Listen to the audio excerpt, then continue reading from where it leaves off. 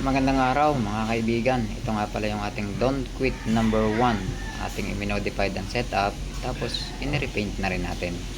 Kaya kung paano ko ginawa ito ay panoorin natin. Bago nga pala ang lahat ay magre-repair muna tayo ng mga medyo may damage dito. Gaya nitong aking roda sa hulihan. Naputol ito ng bahagya.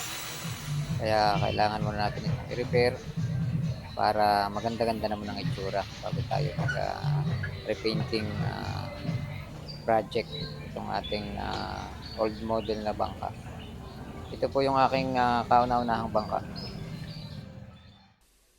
na unang ginamit natin sa mga una nating vlog sa Kuya Art YouTube channel.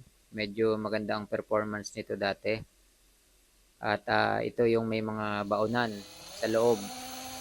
So inalis na natin yung baonan, ginawa natin na ito ng bagong motor mounting, yung ating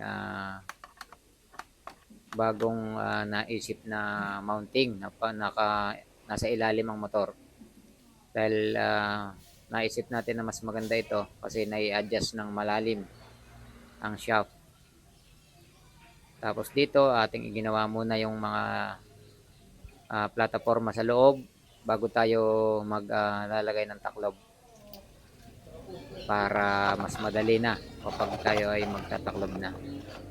At ito nga, na-assemble na natin yung takip niya at ginawa natin ng magandang connector at pati yung kanyang takob ng taklob ay naka-ready na din. So may color coding na din yung kanyang mga connector. At bago natin pinturahan ay sisiguraduhin natin maganda yung pagkakalihan nito. Ito nga, inuna natin yung loob para hindi sumipsip ng tubig. So matapos nating pinturahan ng loob ay nilagyan natin ng surfacer. Isang binalutan natin siya ng surfacer. Tapos kinulayan natin siya ng kulay black. Siya nga pala ang ating ginamit na pintura dito ay samurai. Samurai paint ang sakalam. So ito, buong nag-tape tayo ng mga logo natin. Tapos ito na, nilagyan natin ng design at in-sprayhan natin ng candy red. So itong kulay na candy red, ito na po yung kanyang output. So may takob, ganda na yung kanyang pinaka-pintura. At ready na ito para sa mga accessories, para sa installation ng mga accessories. So baka mga ilang araw pa ay ma-testing na ito natin sa dagat.